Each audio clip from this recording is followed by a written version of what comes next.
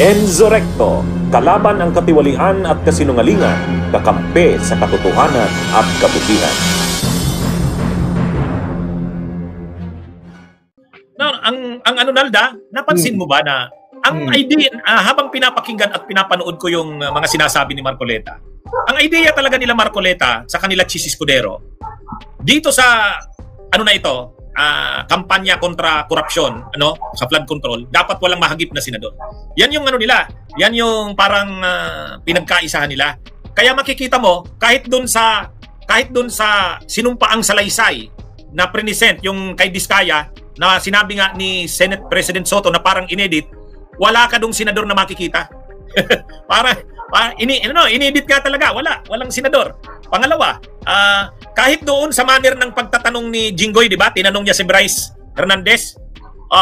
Lahat kongresista ang nandyan mo. Wala ka bang nakalagay dyan na senador? Sabi, hindi, tinanong niya pala si Diskaya, hindi si Bryce.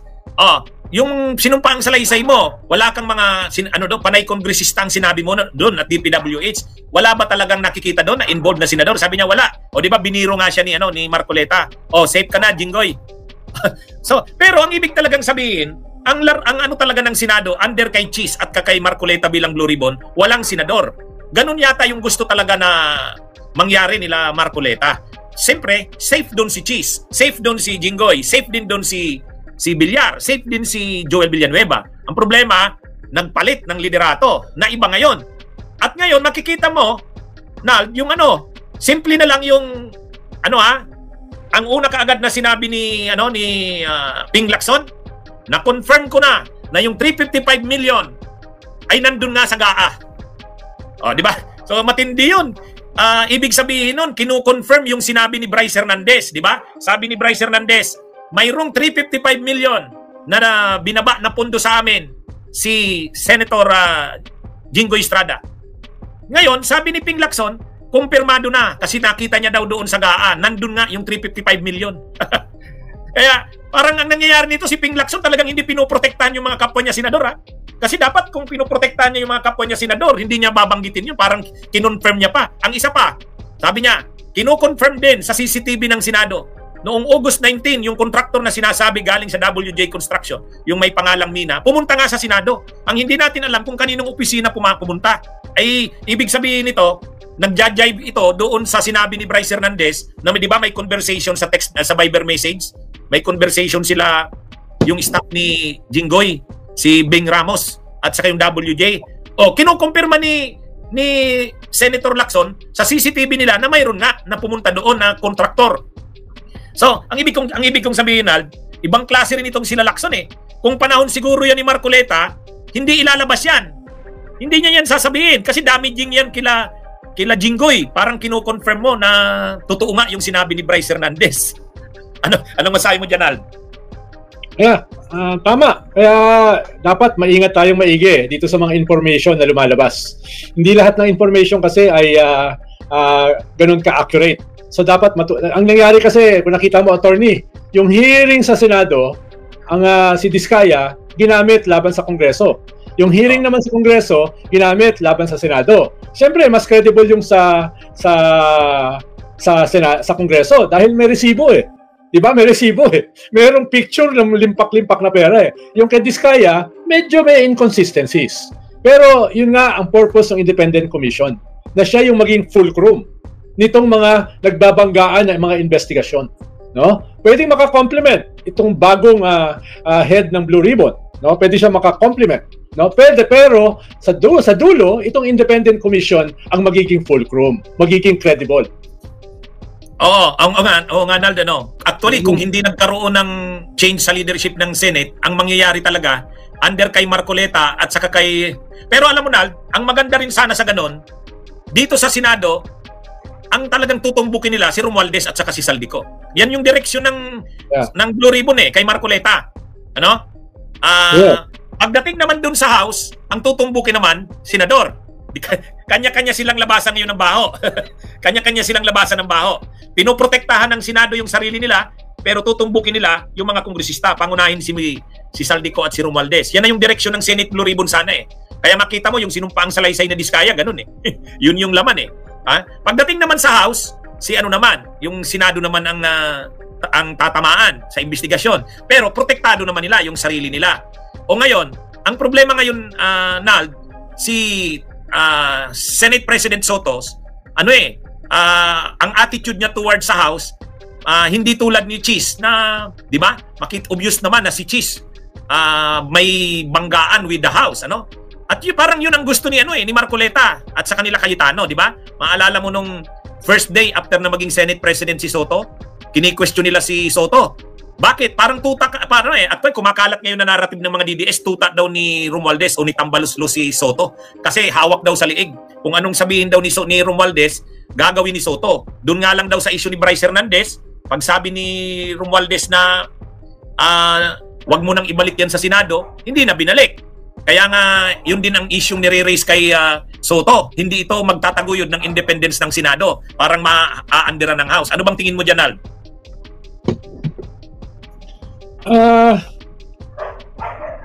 Hindi ko masyadong sigurado, attorney Dahil masyadong maraming masyadong maraming mga plots within plots within plots. No? Kaya kailangan ihiwalay natin yung mga nangyayari doon sa mga chismis. Di ba? Doon sa mga chismis. Halimbawa, itong nangyari kay Cheese Escudero, mahigit 2 linggo pinlano yan. No? Sabi ko nga kanina, nung on the day itself na pinalitan si Cheese, 13 ang boto.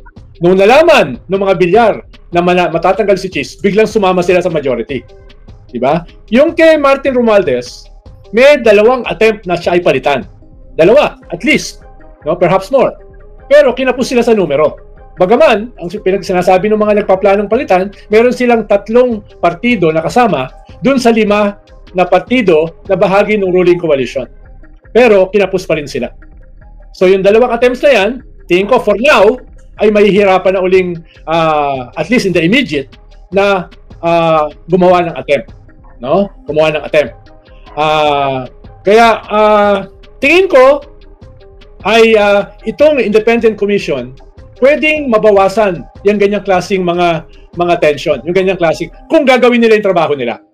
Dahil wag mong kalimutan, attorney, merong mga forces sa gilid-gilid ang nagpaplano na gamitin yung sitwasyon for their own interests. Nandyan yung mga DDS na nagsasuggest ng withdrawal of support ng military at lusubin daw yung mga mayayaman ng mga bahay katulad ng Forbes Park, etc. Kaya nag-red alert ang police at military. Nandun din yung mga pro-revolutionary government na ang packaging sa sarili ay neither Duterte nor Marcos at military junta. Ng military junta. Ang problema diyan, syempre hindi mo sila kilala, faceless. At saka syempre pag nanalo sila may hawak ng armas, hindi mo sigurado kung anong gagawin, di ba? Kaya yun yung mga hinaharap natin mga contradiction. Hopefully, itong independent commission ay pwedeng ipakita ang ating mga institusyon ay posible pa ring baguhin within the present system. Yun yung sinasabi natin, no?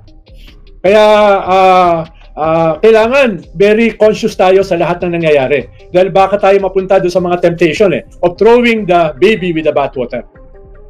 Oo, actually makikita mo nitong umiinit itong issue ng mga korupsyon na ito, tapos yung tayo, very active tayo, yung ating mga organizations, Nal. Ito naman mga DDS, sinasakayan. Actually, yung Black Friday protest natin, sumabay sila Sumabay. Sila Eric Celes, nandun din sa EDSA Shrine. Sila, Exi Cruz Angeles. Nananawagan din sila ng people power na daw, people power. Tapos sila Vic Rodriguez yung maisog. Kaya lang, ay sabi sa News 5, mahigit 100 na Duterte supporters. So, wala, hindi talaga sila makagather ng support. Pero, napapanood ko yung panawagan ni Eric Celes, tama yung sinabi mo, sabi niya, sina-challenge niya yung military saka yung PNP, mag-withdraw na daw ng support. Kaya lang, ang papuntahan nun, yung sinasabi ni Eric Celes, si Sara Duterte ang ilalagay nila. Yun ang isang doon. Pero mayroong isa din na grupo, ano naman to, yung mga retired na mga PNP at police officers, mukhang ito yung ang agenda naman nila, parang pag napalitan ang gobyerno, sila, military junta, actually mayroon pang mga element ito ng mga clergy, saka yung mga negosyante na kasamahan nila. Yun din yung problema, hindi naman sila nagpapakilala kung sino-sino sila. Kaya tama na yung sinasabi mo, talagang sa sitwasyong ito, mayroong mga forces na gustong i-exploit ang sitwasyon. Pero ito namang mga grupong sinasabi natin, itong tayo, yung grupo natin, yung grupo ng mga people's organizations na genuine talaga, ito ano to talagang ito yung lehitimo talagang nagsusulong ng interes ng mamamayan. Hindi ito yung may mga agenda na kung ano-ano at hindi rin ito hawak ng kung sinong politiko. Pero balik tayo na sa doon dito kay Soto. Kasi in-interview si Soto, sabi niya, hindi naman porkit pinagbigyan ko kung yung kahilingan ng TRICOM, tuta na ako ni Romualdez kasi ginagamit na issue yan nila Marcoleta na yung ginawa ni Soto na pinagbigyan yung TRICOM at yung Kamara doon sa kay Bryce Hernandez, parang binitray niya yung Senado. Kaya mas siya, pinagtatanggol niya pinoprotektahan niya yung Kamara at mas sinunod niya yung Kamara kaysa sa kanila sa Senado. Kaya lang sabi nga, mas mahalaga ron kasi dahil diniin ni Bryce yung dalawang senador at meron siyang ebidensya, meron siyang resibo. Tapos tatago mo siya sa Senado na binanatan niya. Talaga namang delikado na nandun siya. Kaya ilagay mo siya hindi sa Senado, hindi sa Kongreso, ilagay mo siya sa separate na kulungan sa Senado at saka sa Kongreso. Hindi naman pinagbigyan niya yung House. Ang pinagbigyan niya ay yung isang independent na kulungan or isang kulungan ng Philippine National Police. Diba? Doon nilagay Kaya hindi necessarily, tama naman si Senator Tito Soto, hindi naman necessarily pinagbigyan niya yung TRICOM. No? Dahil alam naman niya na ang idinidiin ni Bryce ay mga senador, at least 2 senador. No? Na mukhang meron naman silang katibayan dahil may CCTV na may nagdadala nga ng loot o nagdadala ng bribe money doon sa Senado. No? Hindi pa nila nilalabas kung kanino dinala yan. No? Kaya mismo si Tito Soto ay suspicious doon sa role ng kanyang mga kapwa-senador dito sa corruption na ito. Hindi, yun nga ang inanakit ni Marcoleta Sabi niya, mas pinapaniwalaan pa yata ni SP si Bryce Hernandez kaysa sa mga kasamahan naming senador. Mukha. Ayaw lang sa diretsuhin ni SP. Mukha. Halimbawa, kung tatanungin ni Marcoleta, sabihin ko, totoo. Totoo. Kaya kung Senate President ka, hindi mo naman sasabihin ng diretsyo. Pero kung ako o ikaw ang tatanungin, Atty. Enzo, di ba? Sabihin natin, totoo. Dapat ba namin kayong pagkatiwalaan? Kaya, yun talaga yung habang pinapakinggan ko yung mga sinasabi ni Marcoleta, sabi ko matindi rin talaga to. Talagang yung ginawa nila, protektahan ang Senado. Kahit talagang totoong may mga sangkot doon, kailangan protektahan. Pero hindi ang Senado. Pinoprotektahan nila yung kapwa nila DDS ng mga senador na corrupt. Diba? Iba kasi ipoprotektahan mo yung Senado. Iba yung poprotektahan mo yung mga kasama mo sa minority. Oo. Sila naman talaga yung nai-involve Sila Jinggoy, sila Villanueva. At itong si Jinggoy, 2 beses na ito nakulong. Di ba? Hindi mo pwedeng sabihin na wala itong track record. 2 beses na ito nakulong. No? At kukulat kung makukulong uli na 3 beses. Kahit naman si Joel, meron na itong mga prior cases. Tinanggal ito ni Ombudsman Carpio Morales. Kinasuhan ito ni DOJ Secretary Laila de Lima. Pareho sila actually sa PDAF. Diba? Parehas konektado sa Napoles. Si At Jinggoy. Yung mga kaso, especially si Jinggoy, mukhang active cases pa. Hindi pa tapos. Di ba? Nagulat na ako kung nakapag-bail si Jinggoy plunder yung kanyang kaso. Kaya nga nakakaanunal na sabihin ng dalawa, galit daw sila kay Bryce Hernandez kasi sinira daw ni Bryce Hernandez ang reputasyon nila. Sabi niya ng bunso ko, di wow. Antindi. Bunyog, halikan na kasama ka. Bunyog, kapag buklod ay may pag-asa. Luzon, Visayas, Mindanao, isa ang pananaw. Sa bagong Pilipinas ang bunyog isisigaw. Bunyog, bunyog.